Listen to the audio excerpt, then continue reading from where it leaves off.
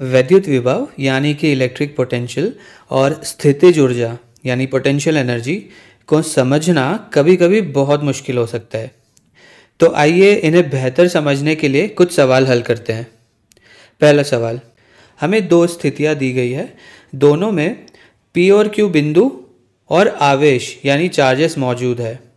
हमें ये पता लगाना है कि कौन सा बिंदु उच्च विभव यानी कि हायर पोटेंशियल पर है और कौन सा निम्न विभव यानी लोअर पोटेंशियल पर। सबसे पहले हमें समझना होगा कि वैद्युत विभव का मतलब क्या होता है। वैद्युत विभव बताता है कि किसी बिंदु पर 1 कूलम आवेश रखने पर उसे कितनी स्थितिज ऊर्जा प्राप्त होगी। तो हमें यह सोचना है कि अगर हम 1 कूलम आवेश को एक बिंदु से दूसरे बिंदु तक ले जाएं तो उसकी स्थितिज ऊर्जा कैसे बदलती है। अगर ऊर्जा बढ़ती है तो विभव भी बढ़ता है और अगर स्थितिज ऊर्जा घटती है तो विभव भी घटता है।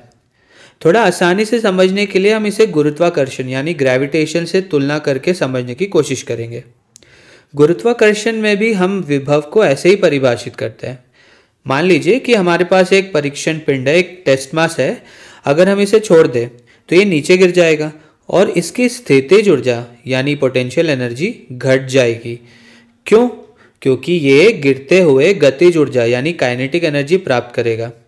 यानी गुरुत्वाकर्षण में नीचे जाने पर स्थितिज ऊर्जा घटती जाती है और विभव भी घटता जाता है, और उसी तरह से जो गतिज ऊर्जा है वो बढ़ती जाती है। अब यही तर्क वैद्युत विभव यानी इलेक्ट्रिक पोटेंशियल पर लागू करते हैं।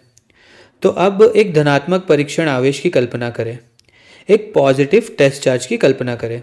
अब इसे एक बिंदु पर रखकर देखें और सोचें अगर हम इसे छोड़ दें तो ये किस दिशा में जाएगा।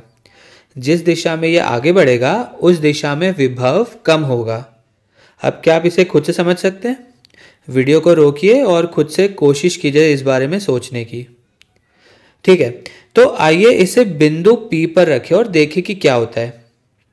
अगर हम इस आवेश को छोड़ दें तो ये किस दिशा में जाएगा। चूंकि ये धनात्मक आवेश है, ये प्रतिकर्षण यानी रिपल्शन के कारण दूर जाएगा। अब मान ले कि ये आवेश बहुत छोटा है और दूसरा आवेश एक जगह स्थिर है, एक जगह पर फिक्स है, इसलिए प्रतिकर्षण यानी रिपल्शन के कारण ये दूर जाने लगेगा। अब अगर हम इसे बिंदु Q पर रखें तो ये स्वतः ही बिंदु P की ओर जाएगा।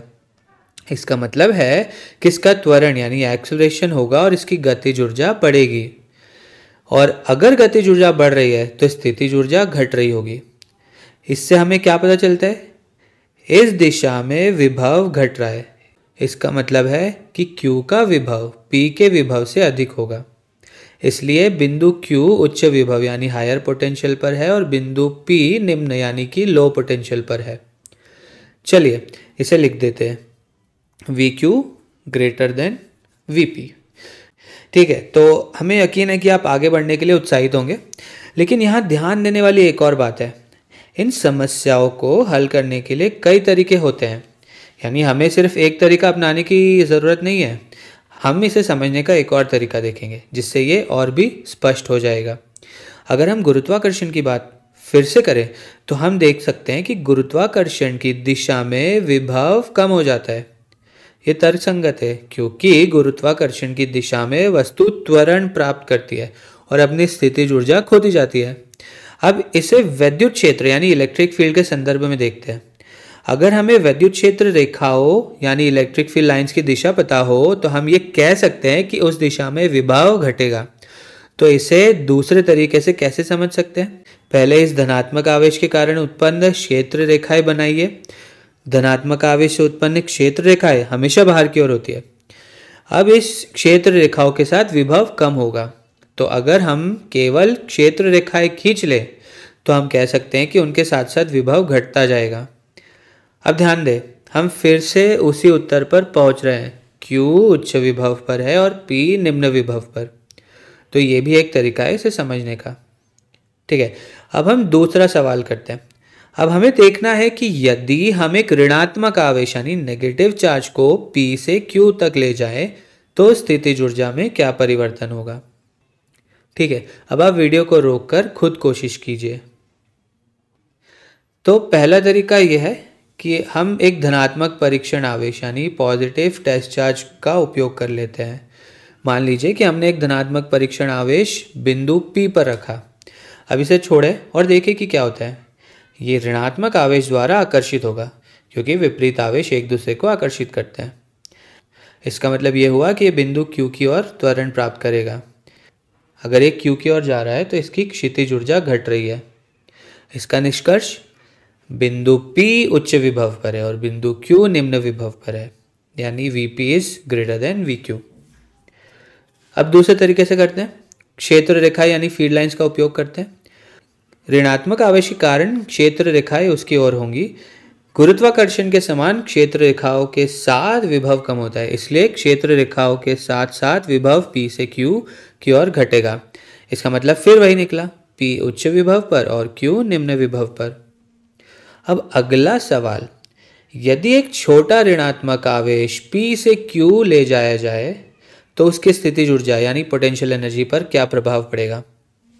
अब खुद से सोचिए, फिर हम इसे हल करेंगे। उम्मीद है कि आपने खुद कोशिश की होगी। अब पहला सवाल हल करते हैं। हमें एक ऋणात्मक आवेश को P से Q तक ले जाना है और देखना है कि उसकी स्थितिज ऊर्जा पर क्या प्रभाव पड़ता है। वही तरीका अपनाते हैं। एक ऋणात्मक आवेश को बिंदु P पर रखें, इसे छोड़े और देखें कि ये किस दिशा में जा रहा है। यह स्वतः ही धनात्मक आवेश की ओर आकर्षित होगा और एक त्वरण प्राप्त करेगा। इसका अर्थ है कि ये Q की ओर जाएगा और उसकी गति बढ़ेगी। गति बढ़ने का मतलब है कि उसकी गतिज ऊर्जा बढ़ रही है, और अगर गतिज ऊर्जा बढ़ रही है तो स्थितिज ऊर्जा घट रही है, यानी बिंदु P पर स्थितिज ऊर्जा अधिक है और बिंदु Q पर स्थितिज ऊर्जा कम है। इसीलिए जब हम ऋणात्मक आवेश को P से Q तक ले जाते हैं तो उसकी स्थितिज ऊर्जा घट जाती है। लेकिन आगे बढ़ने से पहले एक संभावित उलझन को समझ लेते हैं।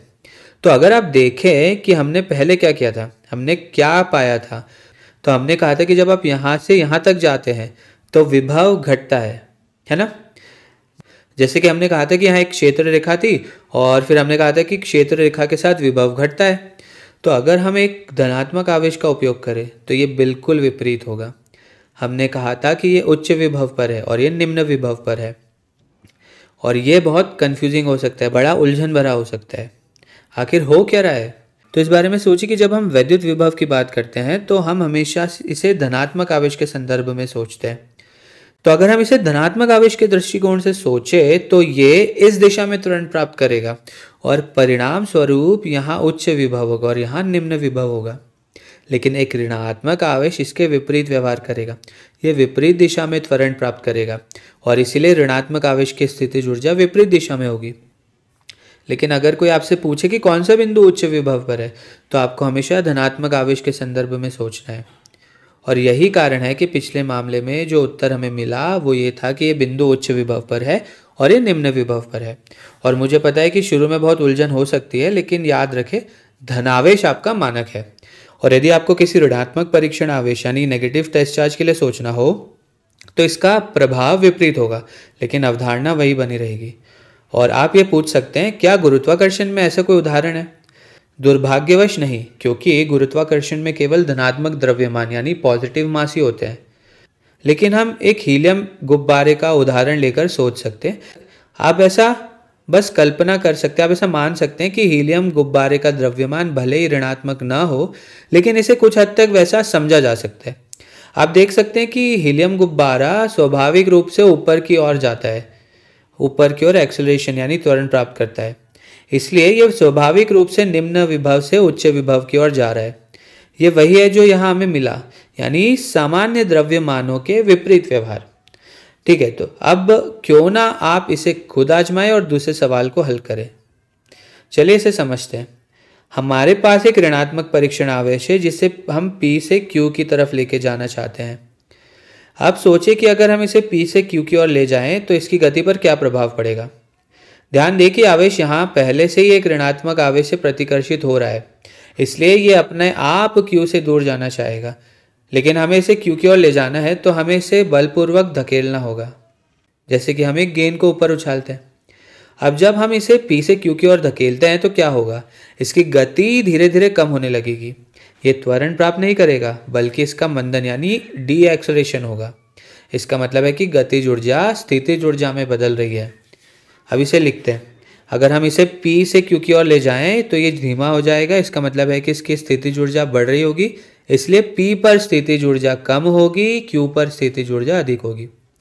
जब ऋणात्मक परीक्षण आवेश P से Q की ओर जाता है तो इसकी स्थितिज ऊर्जा बढ़ती है। अब वैद्युत विभव यानी इलेक्ट्रिक पोटेंशियल के बारे में सोचें। अगर आपको पूछा जाए कि विभव कैसे बदल रहा है तो हमेशा धनात्मक परीक्षण आवेश के दृष्टिकोण से सोचें। तो जो कुछ महत्वपूर्ण बातें हैं वो ये है कि वैद्युत विभव हमेशा धनात्मक परीक्षण आवेश के संदर्भ में मापा जाता है। अगर कोई आवेश स्वतः किसी दिशा में जाता है तो वो उच्च विभव से निम्न विभव की ओर जा रहा है। ऋणात्मक परीक्षण आवेश इसका उलट व्यवहार करते हैं। अगर कोई आवेश स्वतः गति करता है तो उसकी स्थितिज ऊर्जा घटती है। गुरुत्वाकर्षण की तरह ऊंचाई से नीचे गिरने पर ऊर्जा घटती है। यदि हमें किसी वस्तु को ऊपर ले जाने के लिए बल लगाना पड़े तो स्थितिज ऊर्जा बढ़ती है। वैद्युत विभव और स्थितिज ऊर्जा दो अलग अलग चीज़ें हैं। तो अंतिम निष्कर्ष यह है कि अगर कोई परीक्षण आवेश P से Q की ओर स्वतः जाता है तो P उच्च विभव पर होगा। अगर कोई ऋणात्मक परीक्षण आवेश को P से Q की ओर जबरदस्ती ले जाया जाए तो स्थितिज ऊर्जा बढ़ेगी। अब हमें वैद्युत विभव और स्थितिज ऊर्जा का सही अर्थ समझ में आ गया है।